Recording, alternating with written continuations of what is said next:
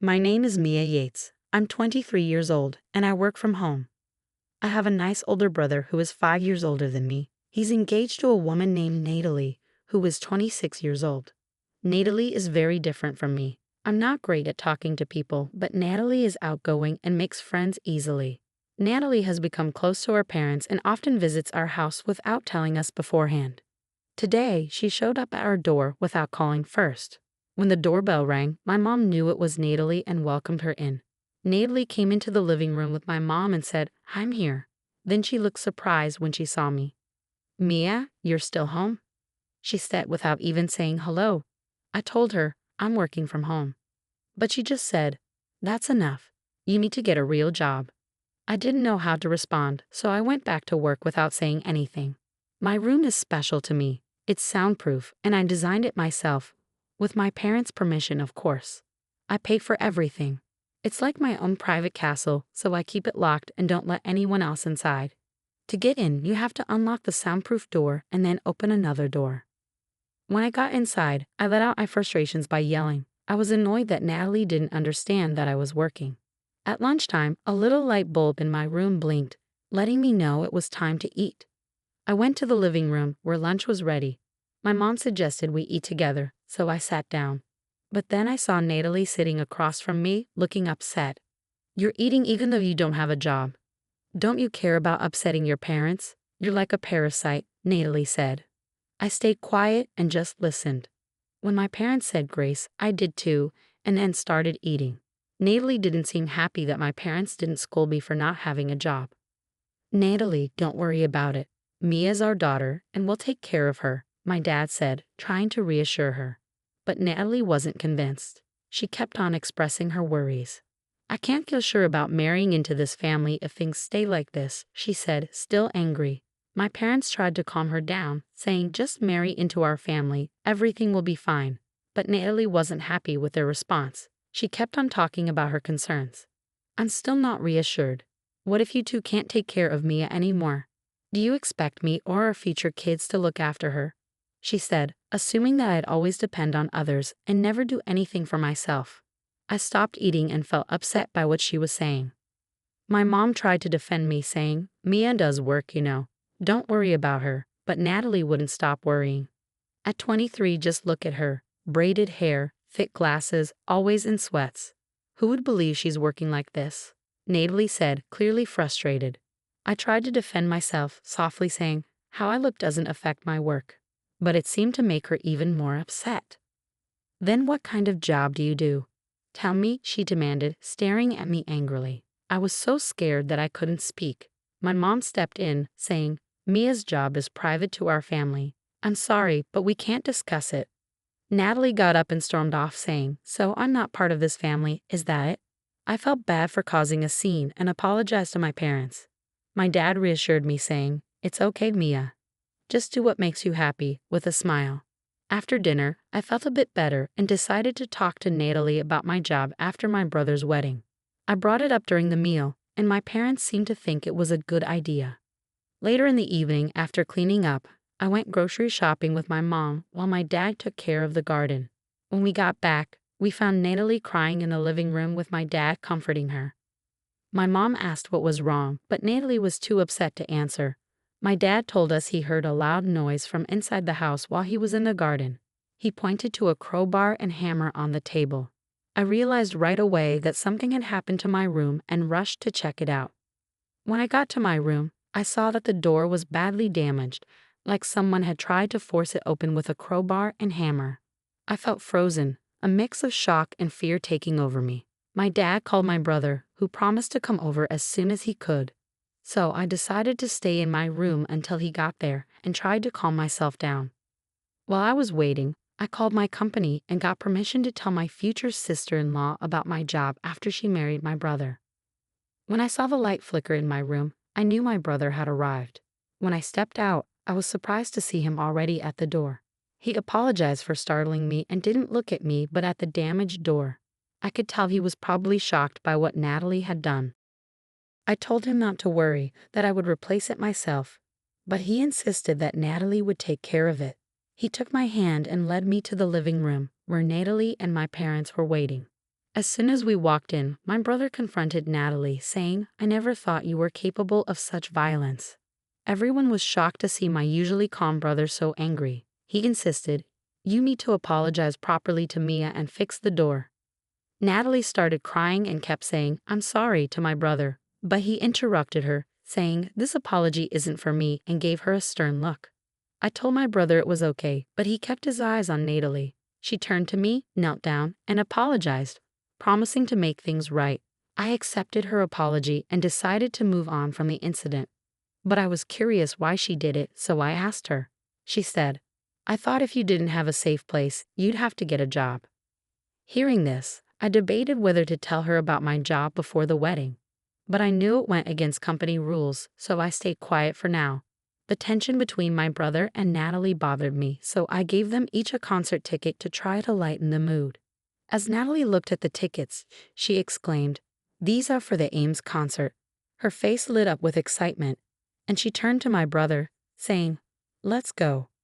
Her joy was infectious. My brother asked me, "Are you sure? These tickets are hard to get." I replied, "I got lucky. You can use them to make peace if you want." My brother's face also lit up with delight. Seeing them so happy made me happy too. The good vibes returned, and everyone forgot about the damaged door, enjoying their meal together. On the day of the concert, while I was out, Natalie excitedly visited my house to thank me. Since I wasn't home at the time, Natalie seemed to tell my parents, "Enjoy yourselves. Looks like Mia's decided to work outside for a change." The concert was fantastic.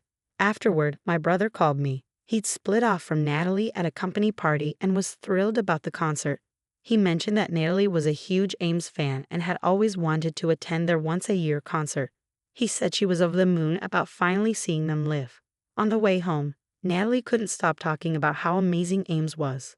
When I mentioned I was glad we patched things up, my brother surprised me by saying, "The soundproof door we got as compensation cost $7,000.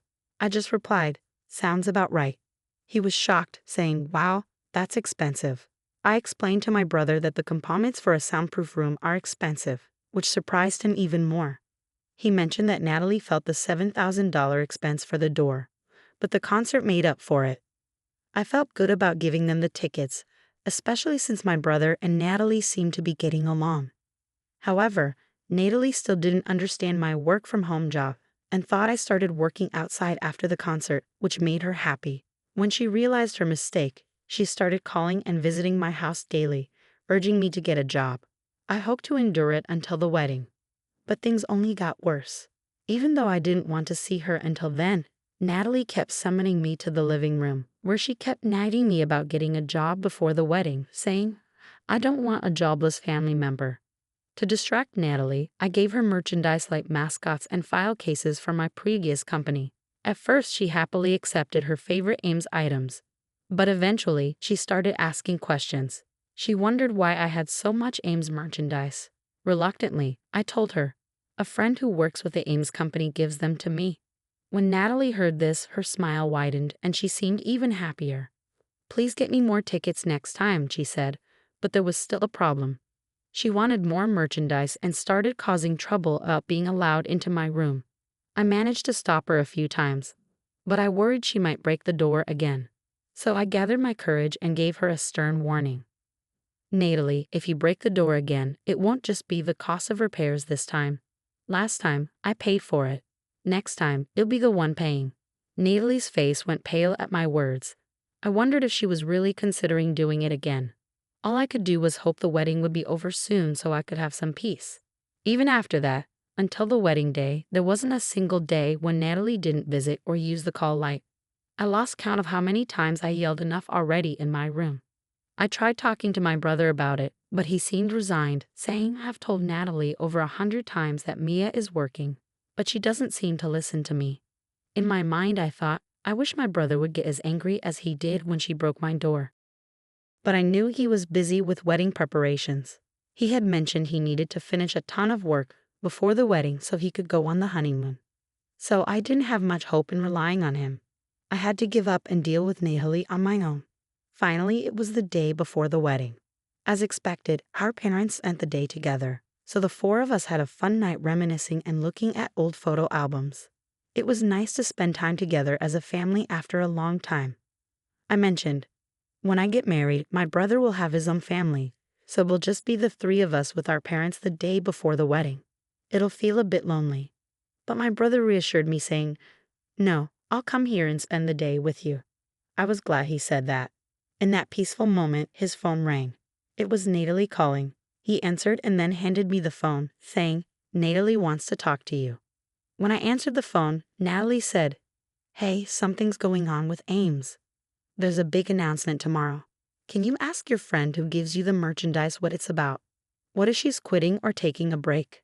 Apparently, Ames' agency had announced on social media that there would be a major announcement the next day. I didn't want to be bothered during my family time, so I simply said, "I don't know," and hung up. My brother felt the same way and turned off his phone. When our dad said it was time to go to bed early, my brother bowed deeply and thanked our parents for taking care of him. He said he was ready to be happy with Natalie. Mom joked, "That's what happens when women get married." My brother laughed along with the rest of us, and we ended the night before the wedding on a light note. Finally, the wedding day arrived. I told my family I'd be a bit late in the morning, and they headed to the venue without me. When I got there later, I went to the waiting room to congratulate Natalie. I knocked on the door, and there she was, the beautiful bride, all ready for her big day. Just when I was going to congratulate the bride, she suddenly changed into a scary monster. She said she still had something important to tell me from yesterday when we talked on the phone. I said sorry and asked her what was wrong. She told me to leave. I tried to explain that it was my brother's wedding, but she was mad because I didn't have a job, and she didn't want people to think I was part of the family. I wanted to argue, but then Natalie, the bride, came really close to me and said firmly, "If I tell you to leave, you leave." Then she slammed the door shut. I felt really sad and went to a room they set up for me. There, professionals did my makeup and hair, and I changed into the nice dress I bought for the wedding. But I knew I wouldn't be able to go. While I was getting ready, my parents called. I told them what happened and promised I would still celebrate in my own way, even though I couldn't go to the ceremony. The wedding started without me, but I watched it on a screen in the room. I almost cried when I saw my brother looking for me, but I reminded myself it was a happy day, not a sad one, and watched the ceremony, sending my blessings silently. After all the fun, the lady hosting the event said, "We got a special video for the stars of today's show. Watch the screen, please." The lights dimmed and a video started playing. Everyone in the room cheered when they saw Ames, who Natalie adored, appear on the screen with a message. "Surprise, it's me, Ames. Congratulations on getting married, bro and Natalie." Natalie looked shocked and glanced at my brother, who seemed to be saying, "That's Mia. I've been looking forward to this day, but I couldn't make it because of some urgent stuff." I made up an excuse for not being there and shared a simple message of congratulations. Then, I admitted, "Natalie, I never told you, but I'm now part of your family. But I'm moving overseas soon, so we probably won't see each other much. You can ignore me if you want." Oh, and I wasn't just lazing around. I was working in my home studio. I couldn't help but add a little sarcasm. But I ended by saying, "I really wish you both all the happiness. I'm a singer-songwriter named Ames, and I got popular on social media. My stage name, Ames, is just my real name, Mia, spelled backward." When the lights turned on again, everyone was staring at Natalie. She looked shocked and really surprised. My part was done, so I left the place with the hair and makeup people and other workers. Later, my brother called me. He said after we left, Natalie was supposed to thank the guests and say goodbye, but instead, she was running around looking for me. When she found out I had left, she started crying in front of everyone. I also heard from friends that now everyone knows Natalie as the bride who Ames doesn't even consider family. My speech from the wedding got super famous on social media. They say she's feeling really sorry about what she did and can't even go out in her neighborhood anymore.